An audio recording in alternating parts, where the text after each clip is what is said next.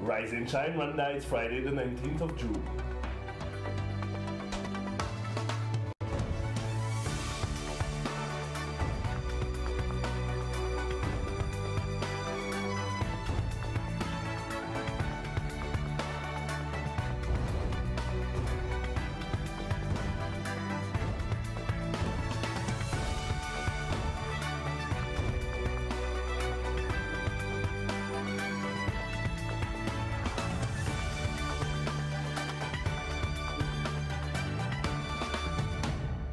Coming up on today's Weekly Review Show. We explored the new online platform preserving the history of the genocide. We met a lady who turned her love for food into a lucrative business. 2 down, 2 to go for Espoir Basketball Club. And a look back at the profile of an artist that rose up against all odds. Good morning and welcome to our weekly review show where we take you back through the best of the week right here on Rise and Shine. It's just gone 7 o'clock in the morning and I am Makeda Mahario. And I'm Regis Isheja. Over the next hour, we'll bring you a review of this week's top stories, analysis, debate, and insights into the stories making headlines here in Rwanda and across the world. The Rise and Shine crew have throughout the week been diligently gathering and preparing everything you need to know about what's happening here in Rwanda and around the world.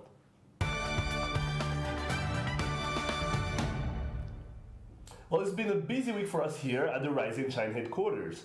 One of the most interesting stories that we reported on this week was the Genocide Archive of Rwanda. Just last week, here in Kigali, Aegis Trust launched and expanded its archive of the 1994 genocide with over 8,000 historical photos, videos, documents, audio files, and much, much more. The platform serves as a tool for learning, researching, fighting genocide denial, and promoting peace building and reconciliation. Let's take a look back at yesterday's report. Aegis Trust, I want to thank you for this collection, for this technology, for this new tool, for the capacity that we've built here. Probably very few people in our world don't believe this is happening in Rwanda. If they read this, if they access this tomorrow, they will believe that there is a group of Americans, Britons, Dutch, and every other person except Rwandans doing this. Families and friends of victims of the genocide against the Tutsi, as well as local NGOs and the government, have collaborated on the project. The Genocide Archive of Rwanda was built to educate about the genocide against the Tutsi and provides primary source material for researchers and students to use in their work. It is managed by Aegis Trust Rwanda, a genocide prevention organization.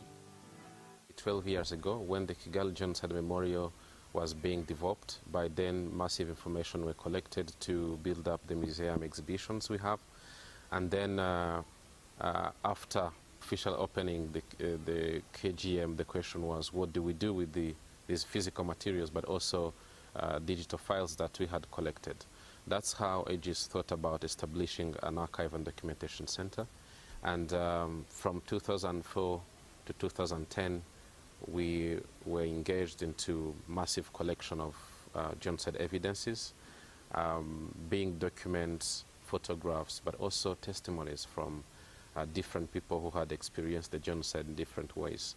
The digital platform is accessible from anywhere in the world and enables users to view archival material about the 1994 genocide, as well as post-genocide reconstruction efforts in Rwanda. In 2010, we launched the very first online digital archive because we thought it was very important to collect in terms of preserving the memory of genocide, but also let people know that these materials, these evidences exist. So that's how we launched the very first digital archive. And what we did last week when we launched the upgraded version was basically coming up with new technologies, but also new content. Before, in 2010, we were more focused on historical evidences. But this time I've added sections regarding the reconstruction of Rwanda, which is very important. So now, this online platform, for us, it's first for Rwandans because it is our history. But second, since it is online, it is for the worldwide public, I would say, we see this as an education tool, because what we have there is really evidences about genocide, how it happened, and who was involved. It's a tool for prevention, because when you want to prevent genocide and mass atrocities, you document and show how that happened. So we believe that this is a tool that will help educators, researchers, and the general public to learn about what happened in Rwanda, to understand it, but also do more research and analysis to be able to come up with preventive mechanisms to ensure that never again is really never again.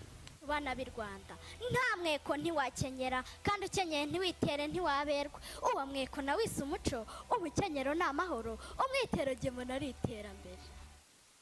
We are trying to capture what they are doing. An upgrade that has not gone unnoticed.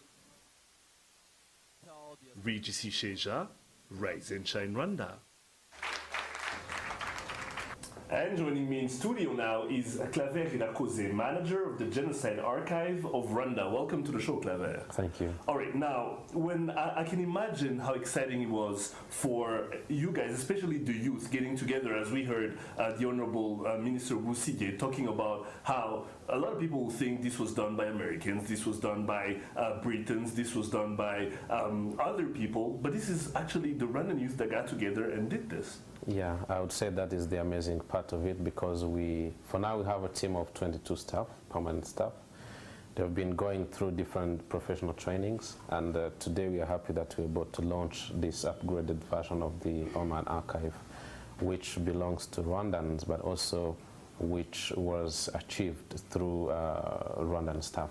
Now, Aegis Trust, we did a report with you guys in April during the Genocide Commemorative Week. Now, when you look at what's to do now going forward, because this is an online platform, you've been able to avail certain documents, certain photographs, certain videos. Going forward now, is it more people who are going to be coming to you guys and availing documents to you guys? Is it more the NGOs that are doing this? How is it going to work to be able to have all these documents and videos and photos? I would say that the online platform is a living platform. The work continues. So we launched, yes, but I would say that was a start of a new journey. So we are looking at engaging more institutions and individuals who might have different collections regarding the history of genocide in Rwanda, but also most importantly, what is happening now in the new Rwanda. The reconstruction part is very key for not only Rwandans, but also people from countries in crisis today to believe that peace is possible after horrible past. So we are looking more at communicating this new platform, but also make sure that people can contribute to it, because we believe so many evidences are still scattered around Rwanda and outside Rwanda. Now, Claver, how's key having this information when you know that you have to deal with genocide deniers? We know they're all over the world, here in Rwanda and scattered all over the planet. When you have to face them, is this that important? Because with this you have information, you have facts, and the more and more we move forward after 1994, the more there's a risk of losing that information. Exactly, and that's why we're doing this work, to ensure that the memory of genocide can be preserved, and preserved for a very long time. So now, talking about people denying the genocide, we believe that what we put online and what we have in our physical archive room are evidences of what happened. Therefore, people cannot deny while we have evidences. That's one. Two, we go beyond the collection of evidences and collect new stories of Rwanda today. On our platform, we have, for example, perpetrators' confessions, which is something also counting deniers, because a perpetrator who is able to confess today and tell the truth, that is another evidence that genocide happened, because it comes from someone who was involved. At the same time, we want to hear from young people of Rwanda. As you know, today Rwanda is made of more than half is youth. So we believe that these are people can make a difference. and we are capturing what they're doing in terms of building peace in their communities. At the same time, engaging their parents, their groups, associations. Right. So this is the story we want to tell. Now, one has to think that when you were doing this, you thought of researchers, you thought of students, and all those that need this information to actually make it available. Now, if you think about it, we saw the Honorable Minister Johnson Busige, who was there, the Honorable Jean-Philbert Nsengimana as well. ICT is something very important, especially in today's Rwanda, but for the youth also. Now, is it important to tell the Rwandan story after the genocide, to show what Rwanda has been able to accomplish after the genocide? Yes, it is. And this is something that we will do for years and years. In terms of technology, this platform is availing evidences, but also the access part of it is approved. So basically, we have testimonies. One can last 2 hours, for example. But we perform what we call indexing. That is describing the content of the 2 hours testimony by using keywords. So basically, researchers will not have to spend 2 hours listening to testimonies. Rather, they will be using specific keywords to capture specific time codes within the testimony and then be able to undertake their research. That is something that technology is allowing end users to do with this platform. For documents, we have a way of tagging or sharing specific phrases within a document. And we believe by using or exploring these possibilities that the platform is offering, people will be able to share specific parts of the content we have in the platform and share them on social media, and that will help us raising awareness about the information we have in that, but also about the genocide in general and the reconstruction of Rwanda. Now, Claver, the launch was last week. Going forward now, after looking at what happened and looking at the success of the launch as well, looking forward, what do you want to accomplish? Looking forward, what do you want to do? Where do you want to see this online platform go? We want people to use this platform, and we want to hear from them. Basically, we're looking for their feedback, but also new ideas on how we can improve this work, but also sustain it. So we've already got a number of feedback since last Tuesday, and most of the users who come to us are really happy with what we have accomplished so far, but they're also proposing new ways in which we can improve the access part. At the same time, there are some people telling us that they have content that they can avail to us, and we feel supported in this journey. And we also look forward to see the education sector in Rwanda, the research sector, using this platform to communicate what is there. Well, you know what we want you to do next time you come here? Do the same thing you did in the video, where you're actually explaining to everybody what's happening, the experience in itself. Next time you come here, I think we're going to do that. Thank you so much. All right, we appreciate that. Thank you, Claver. Thank you. Great platform. Have you been on the website? No, I haven't been on the website yet, but it was really educational learning Absolutely. about what's going on there, Right. and I really liked your report on it. All right, thank you, Makeda. Now, another story that really caught our attention this week was the celebration of the African child. Earlier in the week, we met a young lady with a clear vision on what the future should look like. Even after enduring a lot with a past that could break even the strongest, this African child has gone on to do some amazing and inspiring things to help others. Let's take a look back. Meet her and you'll come out of it blown away. She's full of life and as optimistic as they come. Peace Grace Muhizi. This fall, she'll attend the Agnes Scott College in Georgia, where she'll pursue an international relations major. But it wasn't always this smooth a path for peace. Actually, it was a time when her life was a total chaos. I was bred raised by my auntie, whom I really appreciate a lot and love so much because she really sacrificed herself for me to be who I am today. My parents passed away when they were killed during the genocide against Tutsi. I was only 3 months old, which was really hard for a child like that to grow up. So many people just rejected me. They thought that I couldn't grow up, and they thought that I didn't have that chance to, to have a life. But that wasn't easy, of course. Sometimes I could feel sick because, losing food and feeling that loneliness at home. Raised by her aunts, she somehow found a way and joined the Agahozo Shalom Youth Village, a home for orphans and children from underprivileged families.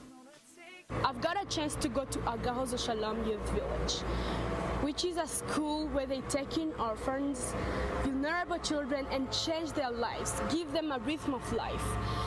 During my time in Agahozo Shalom, I learned a lot of things, not only healing myself, but healing other people, telling them that they can have a nice life if they want to. Today, and against all odds, Peace is not only a shining example of our youth, she has also become an advocate for the deprived. During my time in the village, we had this chance to serve the community. And what I was doing, I'm still passionate about education, but I'm also passionate about women's rights, which is something I'm really in. We were doing this community service, which we call Tikkun Olam, which means healing the hearts of others, healing the world. I used to teach children at the primary school, and that's grew my passion to think that I can also help and heal the world, change the world through something small I have. I'm going to college, a very nice college, right, in US, and I'm pretty sure that much is really expected from me, which means that I have to come back, use all the knowledge I will get, and help some other people out there get what they want to be also. What a young lady. Regis Isheja, Rise and Shine Rwanda.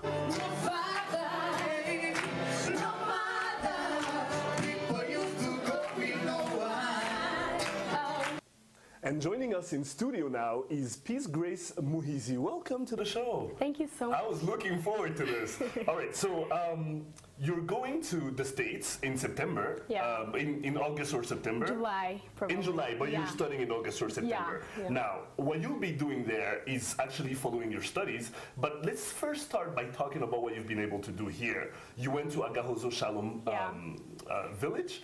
You've been helping not only you yourself, but helping others to find the means to actually go to school, those from underprivileged families. Mm-hmm. Talk a little bit about that. Well, I went to Agahozo Shalom Youth Village, as you just said, and this is a village that really teach you to change the world, to be this person who can make a very great impact in the community that you're just in. Through that, I was trying to serve the community, teaching at primary schools, students getting to know English, which is what Rwanda needs now. We are moving on, and we want students to be smart, and they have to speak this language we're using in East Africa. Right. That was my motivation to help the youth and young people to grow up. But what I do now, there is this group called Female Solidarity Legacy that I and my friends in the village formed. It's a group of young girls that are really willing to raise up other young women and help them to be confident and understand that they can really help themselves in the future. Now, the place of the woman in the society, that's something that's really important and dear to your heart. Now, talk a little bit about where that comes from, because you lost your parents at a very young age. You were 3 months old. Your aunt took care of you from there on. You said she went as far as begging people on the streets so that you will have something. She was thinking about you first at all times. Does that come from that needs to empower the woman, to make sure the woman is taken good care of? Well, somehow, but not really. I grew up in this part of Gisenyi where when I was in primary school, I'm telling you the truth, I was like, when I was 10 to 12 years old, some of my classmates would just drop out of class because they were pregnant. because they didn't get someone to pay for them to go to school. Right. And that's really made me feel passionate about growing up and help women to go to school, help women to understand that they don't have to sell themselves, but they don't really have to go ahead and, you know, be prostitute or do things that they don't have to do to survive, but they can use their own talents and passions to help themselves in the future. So that was my motivation, and also my auntie was my motivation for old women who couldn't help themselves but go to beg on the road just because they don't have a job or people to take care of themselves. Why not have us young people to help? Now, international relations is what you're trying to major in. Yeah. You'll tell us a little bit why, and then also you have a certain talent for music, and you've been using that to actually get the means to help those who cannot afford school tuition to actually pay for them. Talk a little bit about you pursuing your studies in international relations and also your talent in music.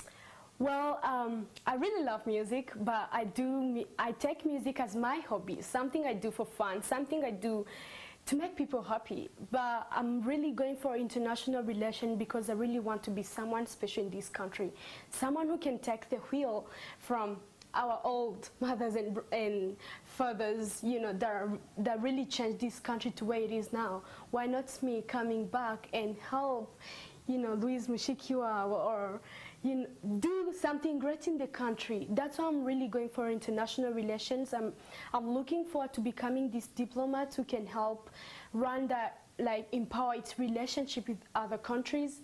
And music comes in as something I do for fun, as I said, but at my time in the village, I used to do music to help in the fundraising events, and luckily I was really given this opportunity to go and represent my fellow ones in the village in the fundraising event in New York like twice, which is something that I call an achievement. That's right. We have the pictures here.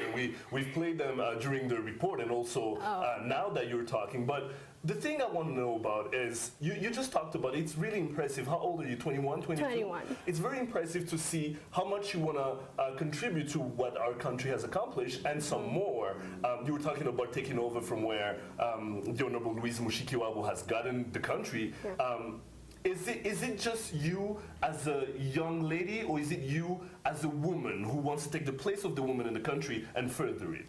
Well, this is me as a leader, first of all, and a young woman who thinks she can do anything without, you know, other people pushing her, but her following her passion and believing in herself that she can do anything she can do. Like, Louise Mushikiwa is my role model in Rwanda. She's this strong woman that we all look at. We really believe in her because what she did is just incredible. We never knew that such kind of a woman can do what she's doing now. And I sat down and I just thought that I can do the same. Why not me doing the same and getting my country to be the best country in Africa and even in the world, the most peaceful country, by representing it, like, you know. Now, you know I won't let you go without humming some notes, because you young lady have been able to sing with the likes of Betty White. How did you get to meet her, first of all? Well, the credit goes to Agaza Shalom Youth Village. They gave me an opportunity to go and perform on that Was it here or in New York City? In New York City. Okay. So that was this song we were supposed to sing with her, The Greatest Love of All by Whitney Houston. Yes. I love that song. Not only you're singing, you're taking on classics. Yeah. That's amazing. All right, can you hum something from that? Wow, that's... just give us a little bit. Sure. My voice won't be that good, but I try. Go ahead. I believe the cheat in our future. Teach them well and let them lead the way. Show them all the beauty they possess inside. Give them a sense of pride to make it easier. Love the children, laughter. Remind us how we used to be. I love that. And you just said, you were talking in the song about, you know, empowering young ladies. Is it important for you to talk to the young ladies? If they're watching you right now, what would you want to say to them? What would you want to say to the young ladies of this country? My message to the young ladies, young women is, you know, we are all women, but we are not women by that name, but we are women because we are strong, because we have that thing that not everybody have. We give birth, we give life, which means that we are really important and we can serve this world. So we don't have to waste all the gifts that God gave us, but we really have to sit down and think, what can I really do to change the country, to change myself, to change others? We have that chance, so we have to stand up and walk out. This has easily been my favorite interview, first of all. This Really? has been great. Oh my God. Peace, Grace, listen, great continuation, great luck wherever you're going to be going. Thank you That's so in much. Georgia, right? In Georgia? Yeah, we'll be in Atlanta. Yeah, At okay. Scott All College. right. Well, listen, great luck. I know you're Thank going you to do so great much. over there. Make us Thank proud, you. okay? And Of come back and course. tell us more about it. That's what I'm gonna do. All right. I love her. She is amazing. 21 years old, that wise, that inspiring. I mean, she's very inspiring. And determined. Absolutely. I mean, like, she's definitely, you know, a lot of times we have inspirational people on the show, people that young people can look up to, but I just love when it's a fellow young person that's, you know, getting things She's done. great, and now she's going off to college. By the time she's back, she'll be taking over the country or something. You go, sure. girl. I love you. Right. All right, well, you are watching the review edition of Rise and Shine Rwanda. Stay with us. We'll be right back. Here is to traveling and saving. Starting 1st of April to the 1st of June, travel with Rwanda and take advantage of our reduced fares and enjoy our world-class services in great comfort and safety.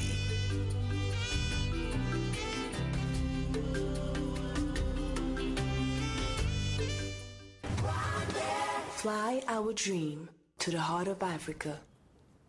Welcome back to Rise and Shine Rwanda, the review. Now, there were some big business stories in the news this week, from the exploration of a new source of capital for entrepreneurs to an interesting profile on a woman turning her love of food into her job. Let's take a look at the best of the week in business.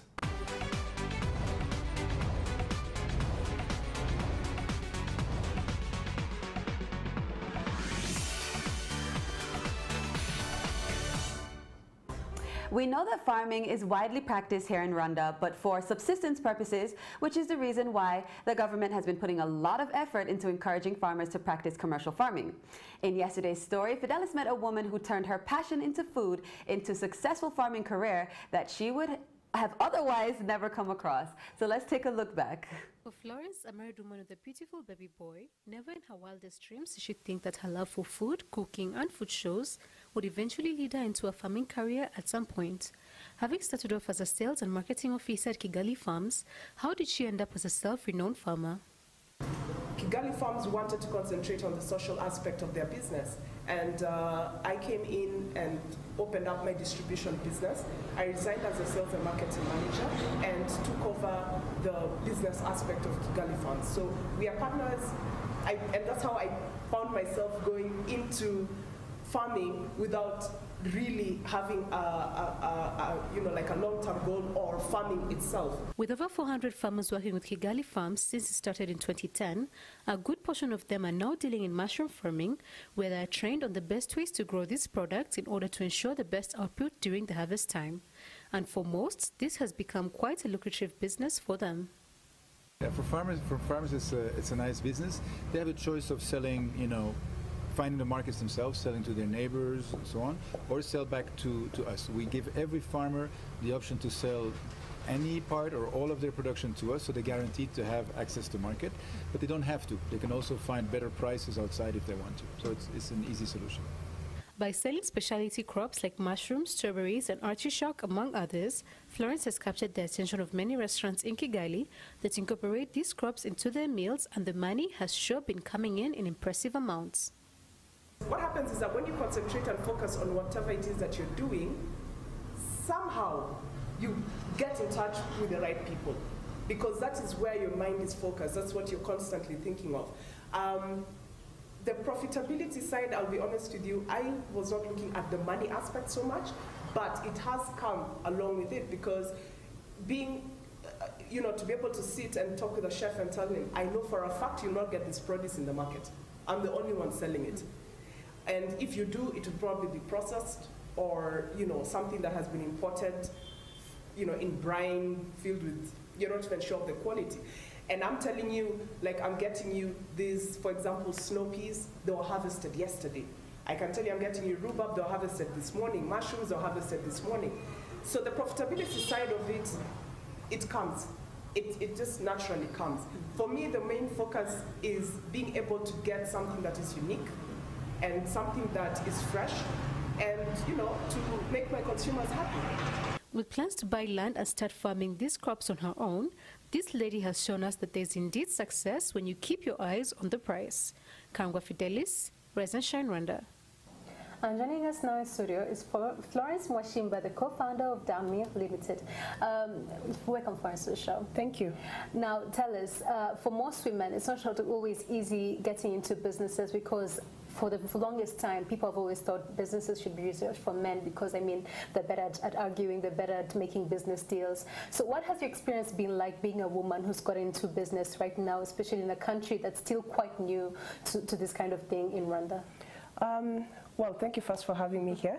It's very interesting that you'd say that, but I've not had any challenges really with people. The key thing here is to be confident about what you're doing.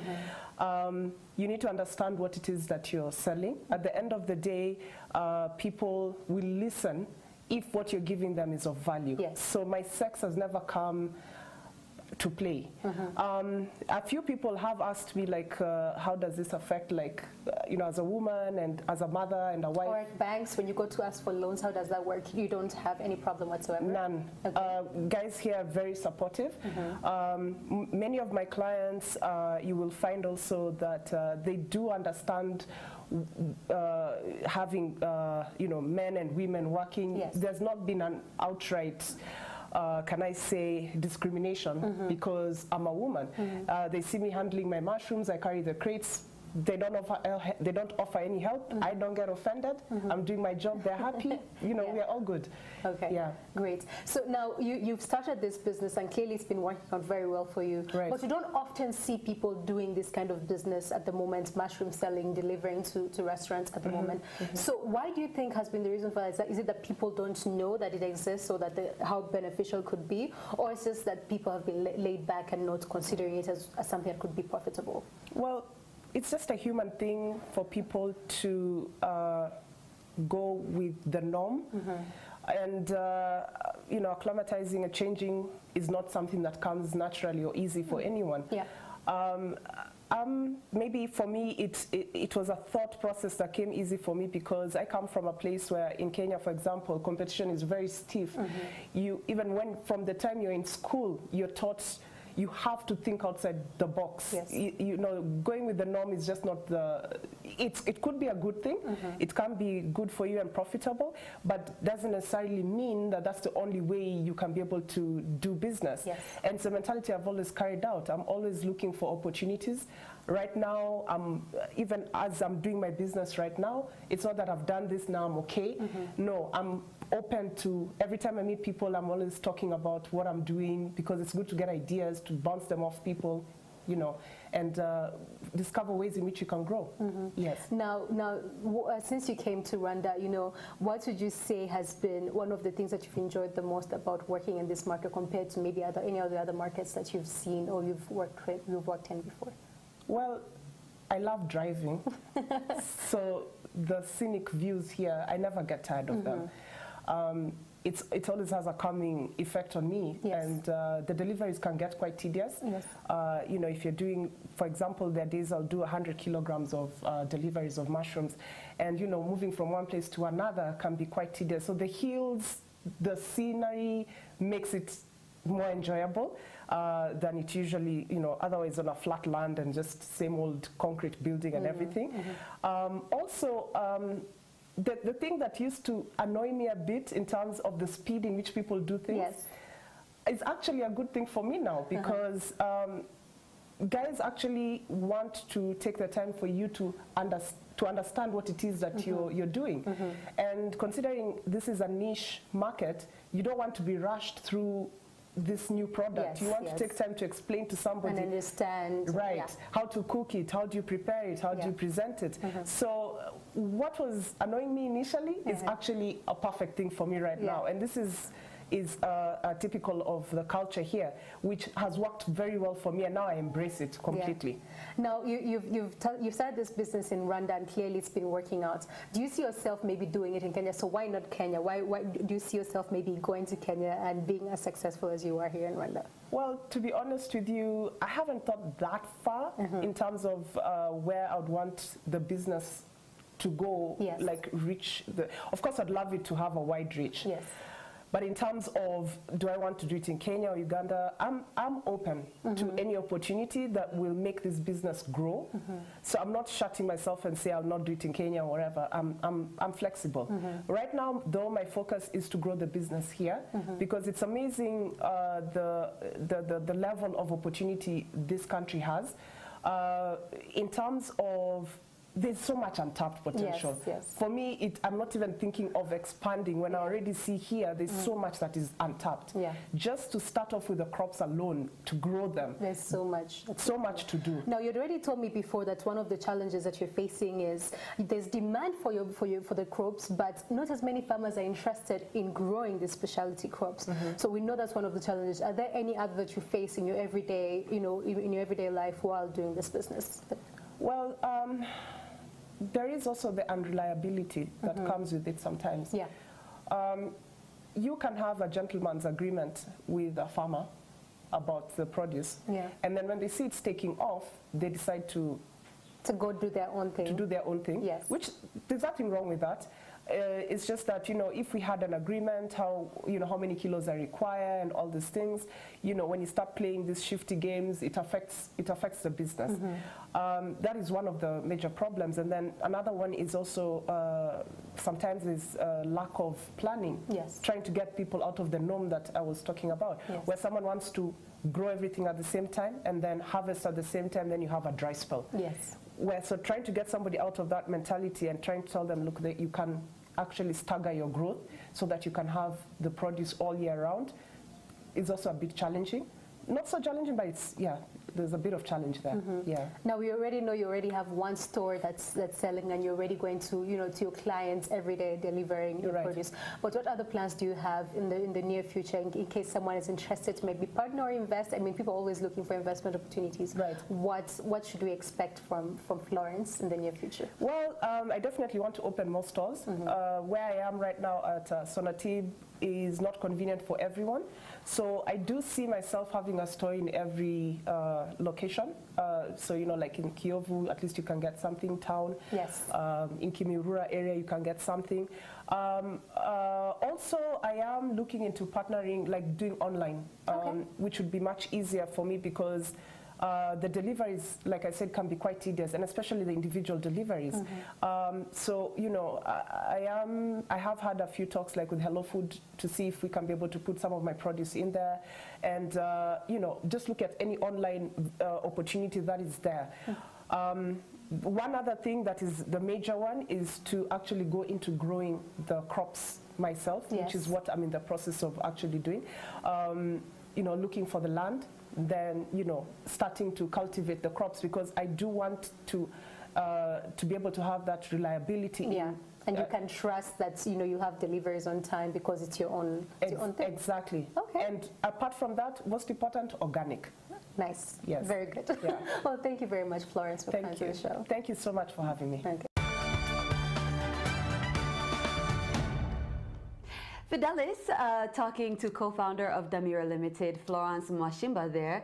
I love this kind of business just because, you know what, I like specialty crops, you know, we all like some mushrooms and some artichokes, kind of try and switch it up a little bit. Right, and I also like that lately, this week and this month, you guys are heavy into the whole empowering women and women who are doing great. I like It's a given. Right. It's a given. I love it, absolutely. All right. You're watching Rise and Shine's weekly review show. Let's take a look back at the week that was in sport. My favorite part.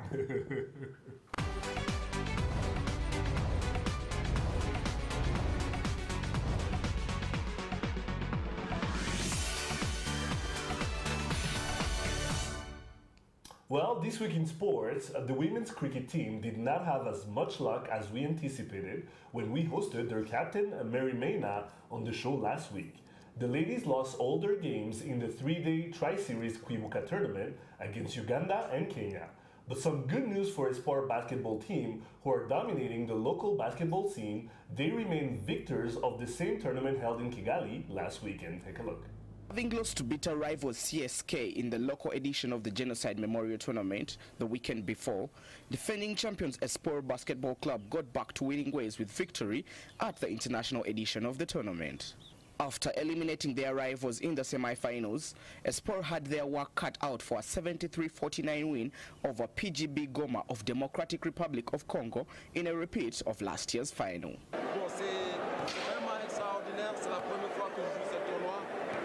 États-Unis, je suis ici pour 10 mois et c'est mon dernier match ici au Rwanda et je remercie Espoir pour m'avoir laissé jouer avec eux, c'est une grande expérience pour moi. Oui, disons, au plan de vie technique, on avait un problème avec le pivot. Nos pivots ils ne sont pas autant costauds comme les vôtres. On a un problème de pivot, on n'a pas su gérer les fautes. Ils nous ont beaucoup marqué à l'intérieur, mais je crois que prochainement on va corriger. On a aussi encaissé beaucoup de shoots à 3 points. Disons, on a créé un écart qu'on n'a pas su couvrir. Ça nous a été vraiment dégueulasse, disons. In the women's edition, there was no joy for any of Rwanda's representatives, as the final was a contest between Burundi's Bako Stars and the ladies' side of PGB Goma from the Democratic Republic of Congo. And just like last year, the Genocide International Memorial Tournament title made its way back to Burundi, with Bako Stars clinching a 66-50 victory over the team from Goma. Having now clinched 2 titles already this season, Espoir will now turn their attention to the National League playoffs before trying to lay claim to the African Zone 5 Championship. Arnold Kwizera, Rise and Shine, Rwanda. And joining me in studio now is Richard Bishumba from the New Times. Welcome to the show. Thank you very much. All right, now this competition, first of all, it feels like teams are coming from abroad and they're taking what's ours. What do you feel about that? Women's basketball in Rwanda, teams are not so good, if I may say, compared to, for example, the champions, Beko Stars. Or PJ Goma. Or PJ Goma, for instance. Because the Beko Stars, they have won 9 out of 10 seasons their titles in Burundi. So they were ready, I may say, for the tournament. And they were even very eager to retain the title. Right. And they had some elements in the team. But I think it's also organization, because over the weekend I was at Sacre Sportif and I got to see the ladies from PJ Goma playing against our ladies of APR. And when you're watching them, like the sneakers are the same, they're wearing the same, you know, like the apparel is the same. They're very serious about it, they're very business-like about it. And it felt like, you know, with our APR ladies, they're wearing different sneakers, they don't necessarily have the same apparel. Is it something that has to do with the federation first and foremost? I think federation is also part of it, but also in terms of fans, right? There's the PGB Goma or Beko Stars, they have money compared to our sides. So it's a means issue? Yeah, means issue. All right, now, let's talk about the men's side. Espoir Basketball Club is making us very proud. Obviously, as we saw, they have players coming from the US and elsewhere. The domination coming from Espoir, has it always been that way? Can APR reclaim where they once were, CSK and other teams? Or is this a foregone conclusion here? Since 2012, Espoir has been together. No big changes in the team. They have been the same squad since it's been almost 4 years. So they are a solid team together. They know which position a player must be in, how can assist my player. They know each other. Now, why don't we see the same team, the same team when it comes to the national basketball team? Because as we saw, the player who's going back to the US, who came to play for this tournament, he will not be part of the national basketball team. He's not Rwandan. Now, we need Rwandan players to actually get better at what they do. What's missing? What was missing is now being corrected. I think if you were at the stadium back in 2 weeks ago, there was the Zone 5 under-16. Right. We saw some under-16 boys which are very talented, dedicated. If they keep grooming them, coaching them day by day, following them at school, they get enough camps, they can be better. Now the Senegalese that's going back, the Senegalese that's playing for Espoir, who's going back, what's going to happen once he leaves? I think he's leaving a gap within the team, but I think they can cover up the gap because they have some player who is injured. It's been some time. Erikaje, if he gets back in a month time, I guess, he can cover up the gap. And now, on the women's side, when you see the final taking place between a team from Burundi and a team from Goma in the DRC, it clearly shows that we still have issues there. What's the next step? I mean, for the coming tournaments and for preparations for those tournaments, what is it going to take for a women to compete on the same level as Espoir on the men's side? I think the federation must be involved in the development of women's basketball. It goes deep into clubs, they see what challenges they have, they see how they can up the game in women's. And the national team of women's, they have not been going on international scene for zonal competitions, international competitions, any friendly international. So they must be involved so much. The federation must be involved. Now, what are the next competitions coming up? Like in the zone 5, first of all, in our region, and then internationally. What can we look forward to? On club level, there is Zone 5 in October. It's being hosted in Rwanda. So champions, that's APR. No, it's Umakshari. Right. Won last season's title, so they are the ones playing.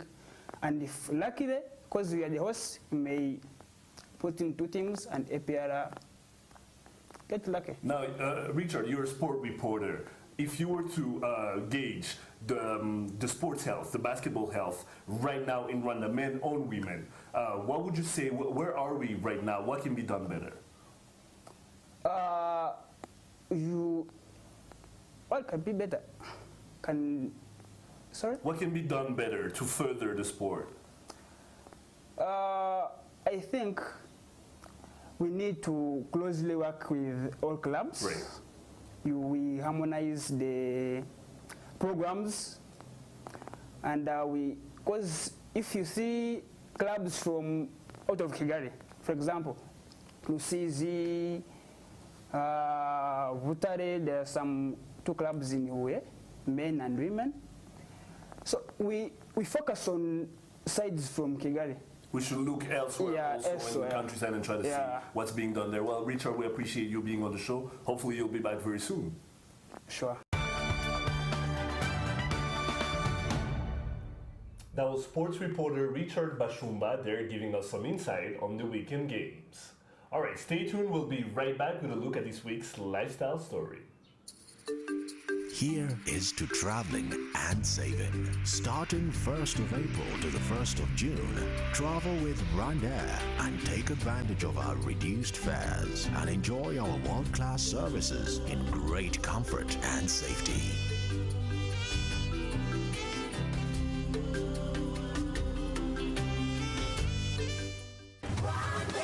Fly our dream to the heart of Africa.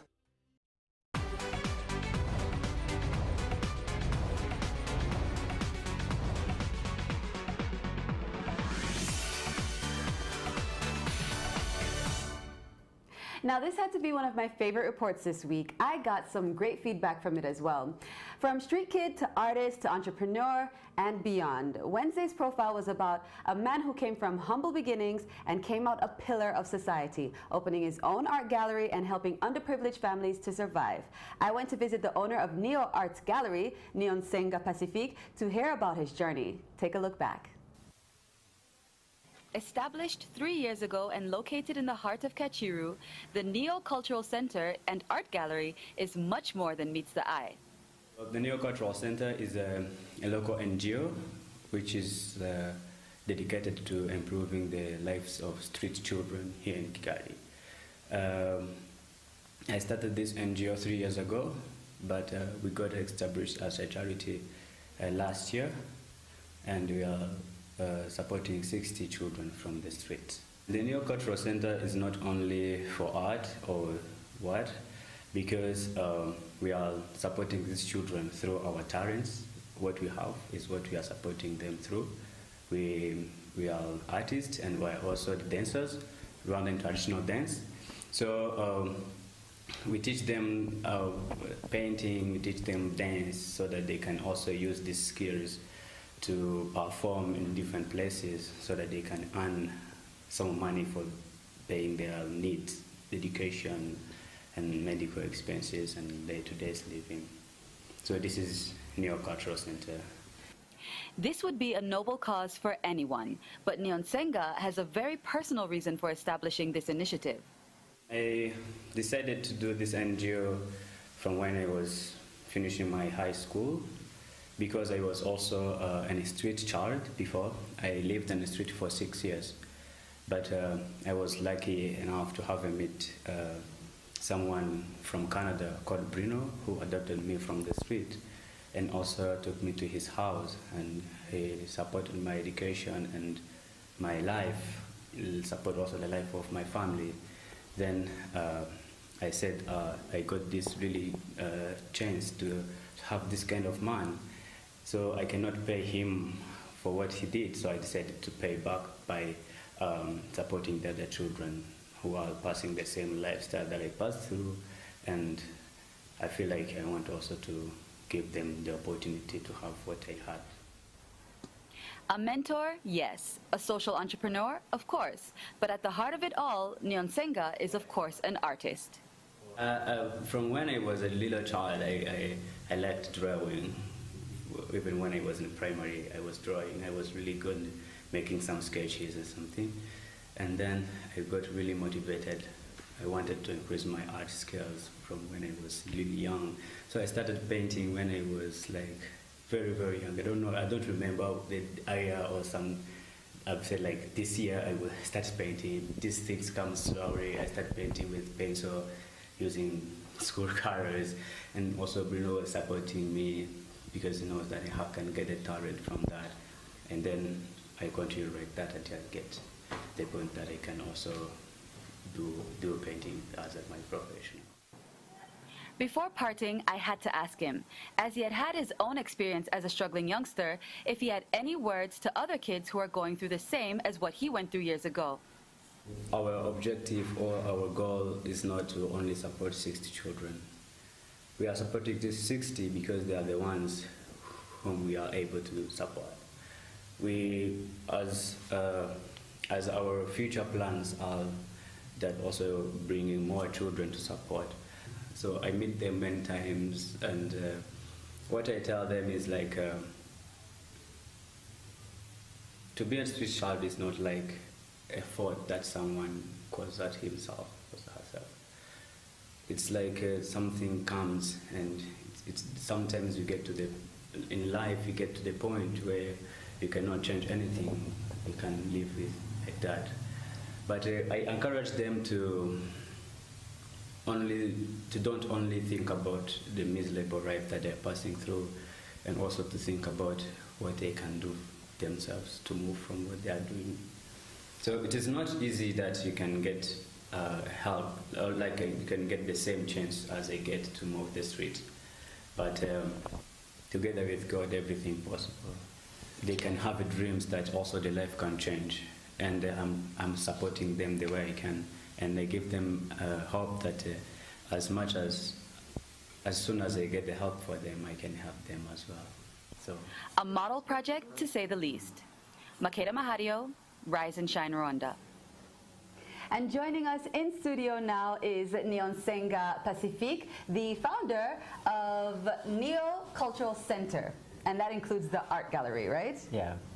Okay, welcome to the show. Thank you so much. So happy to have you here. Nice to have you. So tell me, earlier, we met up, we were at the, or yesterday we were at the art center. I was looking around at all of the different pieces of art and the different things to sell, and there was a story behind a lot of the things in the gallery. So you said that you work with different artists, but you also work with the families of the children that you support. So tell us a little bit more about the actual center. The cultural center is there for my initiative that I came with for supporting these street children and also the families where they are coming from. So at Neo Cultural Center, we have so many activities, not only art. We have also Rwanda international dance. We have also martial arts stuff. We have art stuff as well. So Neo Cultural Center covers some talents of youth and children as well. So, and I saw in the shop that was there was also some crafts that you said some of the children's mothers were selling and things like that. How is it that you work with the families? I came with the idea of working with the families because of the problem I was seeing with my children. I can say my children because because you're supporting them. Yeah, because I'm supporting them. Sometimes people are asking, "You have 60 children?" I'm like, yes, a big family. It's a very big family. So although at our center we are supporting their education and day-to-day living, but they still have problems of hunger at their families because they went to the street because of the problems facing at their houses, at their families. So to eliminate or to support these children better is also to eliminate the hunger problem and their families. So I came with the idea about how can I also support parents. The parents to be able to satisfy the kids. Because for me, I cannot give food to every child, every family that I'm supporting. But I came with the idea of creating a project for working with the mothers of the children to give them the ability of getting something like earning money for themselves to support their families. So recently I started on a project called Bedwa Arts, which is going to be working with the mothers of the children. As you have seen, they have started also doing some stuff there. So Bedwa Arts is one project at Neo Cultural Center which will help the mothers of the children to run some art activities like making crafts, making different objects out of clay and wood and fabric. I saw some very nice bags that were there. Yeah, so I'm gonna I give them that room to exhibit their artworks because I get clients also for the art, so they can also be interested in what the mothers are doing, like the crafts and everything. Souvenirs and things like that. Yeah, and then they can get money from there. So the money from the crafts that the mothers made is not going to be directly to the parents. We are going to create something called like a fund, like for them, so that we make sure that each family there is going to get some amount of money each month. Okay, I see what you mean. Yeah, so that they can also get to support them, their children as well. So in the actual gallery, there was a lot of artwork that was hanging, and in a lot of different styles. Who are some of the artists that you display in the gallery? Yeah, we at Neo Arts Gallery we have 7 artists, as I mentioned, and we have 3 artists from Uganda who are also here to support our programs at the NGO, and you have also 4 artists from Rwanda who are there. So the Neo Arts Gallery is not only a place for the children also for Pacific. Only it is also a place for the other artists who want a place to show what they can do. And also not only Rwandans, also we are in East Africa. So Neo Cultural Center and Neo Arts Gallery as well, I can see it as like a place for the whole community to okay. Exactly, like that. So we have to wrap up now. We're running out of time, but just before we go, I want to know, what are your plans for the future, for the next few years to come? I have a lot of plans. I can say it is dreams or something, but sometimes I cannot. I say like I don't have dreams. I have objectives. Of course. I can learn. I can work for my objectives. But I have a lot to do because I just plan my activities out of like 5 years I've been doing this, 10 years I've been doing okay. This. So we just have to watch and wait and see what you're going to be up to. Yeah, but actually our main objective of our NGO is to support these children who are in miserable life in Kigali. So we have so many programs which we are going to start as well, and we have I have like a plan to make a home of street children. I don't want only to support 60 children. No, I want to support all of them. I can. Oh. I want to be a father of many children. You already have 60, so I think there's more to come. Well, thank you so much. We're going to be supporting your initiative as much as possible. You guys need to support as well. Well, Makeda, that's one of your finest ones. I met someone yesterday here in Kigali, and they were telling me how much they actually enjoyed it. So you should, I think this is your alley right there. Well, thank you very much. Those special features. Thank you very much, Regis. Now, don't forget, we'd love to hear your thoughts, comments, and feedback on what we're talking about here on Rise and Shine Rwanda. So tweet us at Rise and Shine RW. Like us on Facebook and send us ideas for programs. Check out our Rise and Shine Rwanda YouTube page where you can catch all the shows and reports that we upload daily. Follow us on Instagram, Rise and Shine RW. We are always posting photos. Or check out our Rise and Shine Rwanda website. Well, that's all the time we have for today, but we love to hear your feedback, so let us know if you have any ideas for the program. You've been watching Rise and Shine Rwanda with me, Makeda Mahario. And me, Regis Isheja. We'll be here same time, same place tomorrow, so do it. Well, we'll be back on Monday. We'll be back on Monday. But for now, from the both of us and the best of the Rise and Shine team, have a great day and even better weekend. Bye-bye. Okay, bye.